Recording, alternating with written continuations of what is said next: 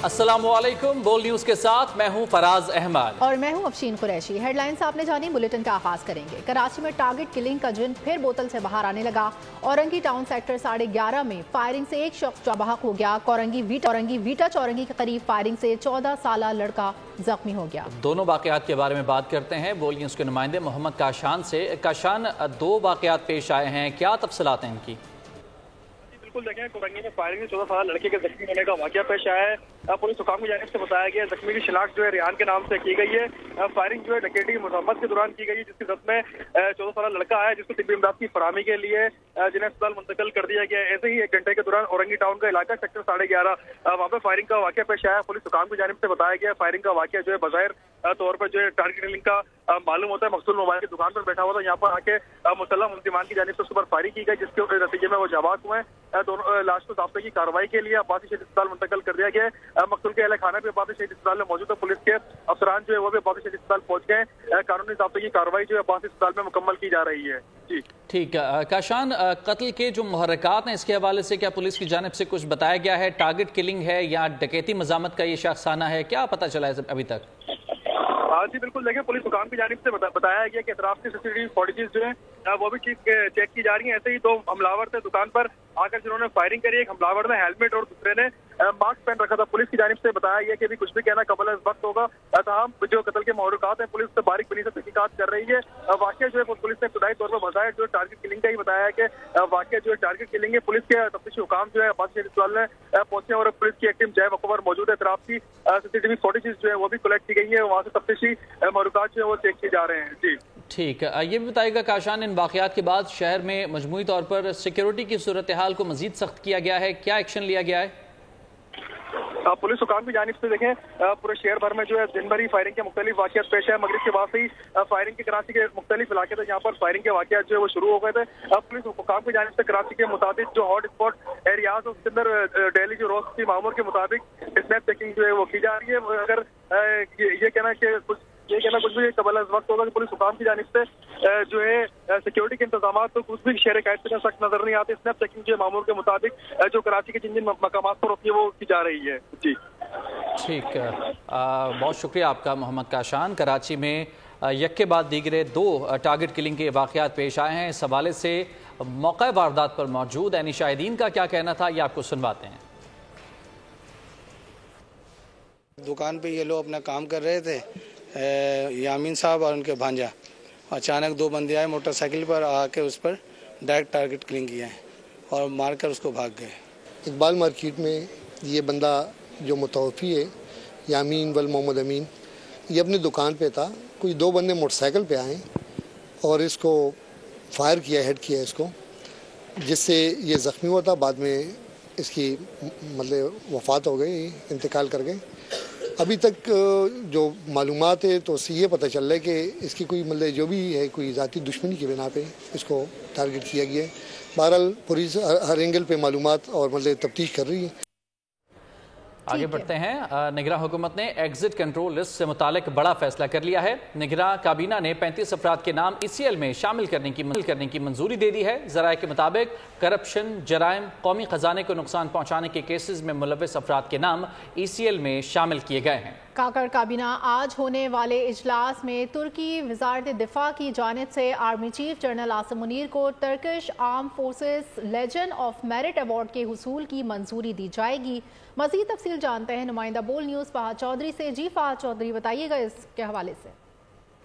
जी देखिए, एक तो निगरान वफाकी हुकूमत ने एग्जिट कंट्रोल लिस्ट से मुतालिक बड़ा फैसला किया है। वजारत दाखिला की समरी पर काबीना ने 35 अफराद के नाम ECL में शामिल करने की मंजूरी दी है और इन अफराद में वो लोग शामिल हैं जो करप्शन, जराइम, कौमी खजाने को नुकसान पहुंचाने के केसेस में मुलविस थे और सरकारी इदारे से मुलाजमत छोड़कर फरार होने वालों के नाम भी इन 35 अफराद में शामिल हैं। इसके अलावा निगरान वफाकी काबीना का अहम इजलास आज होने जा रहा है। 8 नुकाती एजेंडे पर काबीना गौर करेगी, जिसमें तुर्की की वजारत दिफा की जानिब से army chief general Asim Munir को Turkish arm forces legion of merit award के हुसूल की मंजूरी दी जाएगी। इसके अलावा फेडरल इंस्पेक्टर ऑफ ड्रग्स की तैनाती और DG financial monitoring unit Lubna Farooq की डेपुटेशन की मुद्दत में तोसी पर भी गौर किया जाएगा।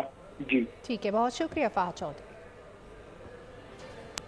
اور خبر ہے کہ ایم کیو ایم نے گورنر سندھ کا عہدہ اور 5 وزارتیں مانگ لی ہیں۔ نون لیگ سے مذاکرات کی اندرونی کہانی سامنے آ گئی۔ ایم کیو ایم نے مطالبہ کیا ہے کہ پیپلز پارٹی کو ہمارے معاملات سے الگ رکھا جائے۔ شہباز شریف کو ووٹ کن شرائط پر دیں گے؟ ایم کیو ایم نے نون لیگ کو اپنے مطالبات بتا دیے۔ دونوں جماعتوں کے مذاکرات کی اندرونی کہانی سامنے آ گئی۔ ذرائع کے مطابق ایم کیو ایم نے نون لیگ سے گورنر سندھ کا عہدہ مانگا۔ مواصلات، ports and shipping, housing, petroleum اور اوورسیز پاکستانی کی وزارتوں کا مطالبہ بھی کر دیا۔ ایم کیو ایم ذرائع کا کہنا ہے کہ پارٹی ایسی وزارتیں چاہتی ہے جن سے شہری علاقوں کی ترقی میں کردار ادا کیا جا سکے۔ مواصلات، پورٹس اینڈ شپنگ اور پیٹرولیم کی پالیسی سازی ایک ساتھ ہونا ضروری ہے، اسی لیے یہ تمام وزارتیں ایک ہی جماعت کے پاس ہونی چاہیے۔ ایم کیو ایم نے شکوہ کیا کہ پیپلز پارٹی سندھ میں جگہ دینے کو تیار نہیں۔ ایم کیو ایم کے معاملات سے پیپلز پارٹی کو علیحدہ رکھا جائے۔ پیپلز پارٹی نے گورنر پنجاب کے لیے 3 نام شارٹ لسٹ کر لیے۔ مختوم احمد محمود، قمر الزمان کائرہ اور ندیم افضل چند کے نام سامنے آ گئے۔ سابق گورنر پنجاب مختوم محمود پارٹی قیادت کی پہلی ترجیح ہیں۔ ذرائع کے مطابق مختوم احمد محمود نون لیگ کے لیے بھی قابل قبول ہیں۔ پیپلز پارٹی قیادت حتمی مشاورت کے بعد جلد نام فائنل کرے گی۔ آج سے پنجاب کا نیا دور شروع ہوگا۔ مجھے پنجاب کی پہلی خاتون وزیر اعلیٰ ہونے کا اعزاز حاصل ہوگا۔ مریم نواز کا نون لیگ کی پارلیمانی پارٹی کے اجلاس سے خطاب، کہا الیکشن نتائج کے بعد ایک دن بھی آرام نہیں کیا۔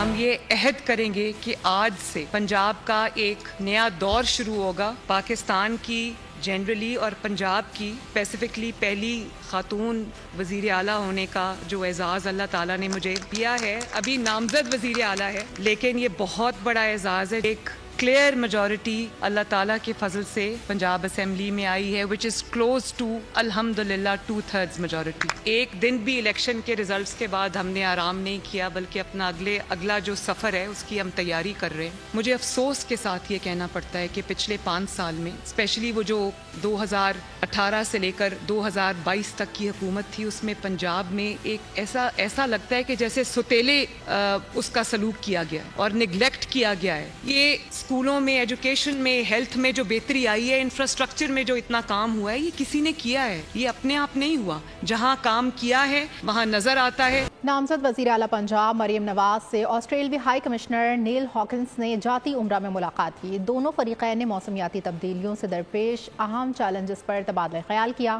آئندہ نسلوں کے لیے سیارے کی حفاظت کے لیے اجتماعی حکمت عملی کی ضرورت پر زور دیا۔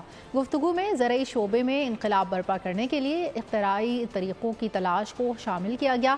ملاقات میں میکنائزیشن اور ڈیجیٹلائزیشن جیسی جدید ٹیکنالوجی سے فائدہ اٹھانے پر سیر حاصل گفتگو کی گئی۔ تمام شعبوں میں خواتین کی شرکت کے لیے عزم کا اعادہ کیا۔ مریم نواز نے ہائی کمشنر ہاکنس کی آمد پر ان کا شکریہ ادا کیا۔ پنجاب میں حکومت سازی کے معاملات جاری ہیں۔ پنجاب اسمبلی کا اجلاس 22 فروری کو بلائے جانے پر بھی غور کیا جا رہا ہے۔ تاحال مخصوص نشستوں کا نوٹیفیکیشن نہ ہونے کے باعث ہاؤس نامکمل ہے۔ تفصیل دیکھتے ہیں فاطمہ شرازی کی رپورٹ میں۔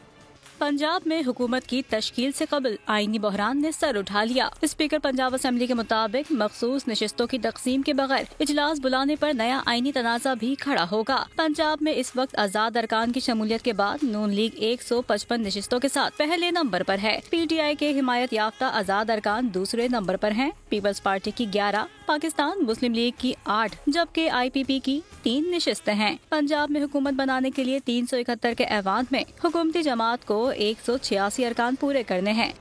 عوام کے نمائندوں کے استقبال کے لیے خصوصی تیاریاں۔ قومی اسمبلی کی تزئین و آرائش زور و شور سے جاری۔ محنت کشوں کی بڑی تعداد عوامی نمائندوں کو آرام دہ ماحول فراہم کرنے کے لیے کام میں جٹ گئی۔ نئے مہمانوں کے استقبال کی تیاریاں۔ ایوان کی تزئین و آرائش زور و شور سے جاری۔ چمک دمک بڑھانے کے لیے قومی اسمبلی ہال اور راہداریوں میں لائٹس لگنے لگیں۔ پارلیمنٹ ہاؤس کی اثر نو صفائی ستھرائی، فرنیچر اور فرش کو چمکایا جانے لگا۔ صوفوں کی مرمت شروع کر دی گئی۔ محنت کشوں کی بڑی تعداد عوامی نمائندوں کو آرام دہ ماحول فراہم کرنے کے لیے کام میں جٹ گئی۔ کیفیٹیریا کی تزئین و آرائش کا کام بھی ہنگامی بنیادوں پر شروع۔ 26 فروری تک مکمل کرنے کی ڈیڈ لائن دے دی گئی۔ قومی اسمبلی کا پہلا اجلاس 29 فروری کو متوقع ہے۔ بلوچستان میں حکومت سازی پر اتفاق ہو گیا۔ صوبے میں 3 جماعتی مخلوط حکومت کا قیام عمل میں لایا جائے گا۔ مسلم لیگ نون اور پیپلز پارٹی آج اہم بیٹھک لگائیں گے۔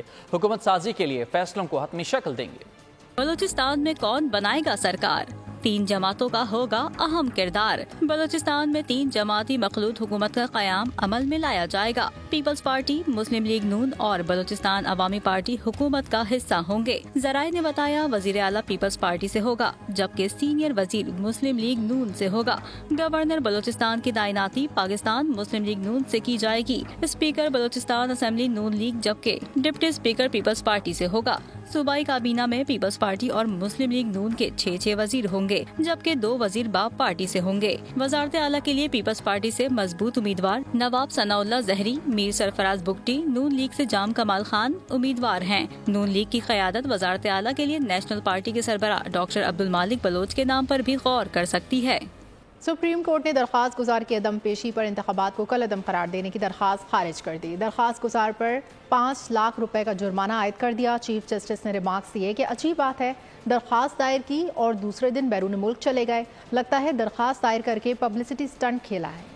दरखास्त गुजार की अदम पेशी। सुप्रीम कोर्ट ने इंतखाबात कल अदम करार देने की दरखास्त खारिज कर दी। 5 लाख रुपए का जुर्माना आयद कर दिया। चीफ जस्टिस काजी फाइज ईसा की सरबराही में 3 रुकनी बेंच ने दरखास्त पर समाअत की। दरखास्त गुजार साबिक ब्रिगेडियर अली खान आज भी पेश न हुए। एडिशनल अटॉर्नी जनरल ने बताया कि वजारत दिफा के जरिए नोटिस भेज दिया है। पुलिस दरखास्त गुजार के घर भी गई, मगर वो न मिले। अदालत ने अपने हुक्म में कहा कि दरखास्त गुजार की ईमेल मौसूल हुई, बैरून मुल्क मौजूद होने से आगाह किया। अजीब बात है, दरखास्त दायर की और दूसरे दिन बैरून मुल्क चले गए। चीफ जस्टिस ने रिमार्क्स दिए कि दस्तावेजात के मुताबिक दरखास्त गुजार दोहा से कनेक्टेड फ्लाइट लेकर बहरीन गया। लोग रिटर्न टिकट लेते हैं, उन्होंने 1 वे टिकट लिया। लगता है दरखास्त दायर करके पब्लिसिटी स्टंट खेला है। रियासत यकीनी बनाए कोर्ट मार्शल हुआ शख्स ब्रिगेडियर का रैंक इस्तेमाल न करे। सब्सक्राइब करें और बेल दबाएं ताकि कोई खबर रह न जाए।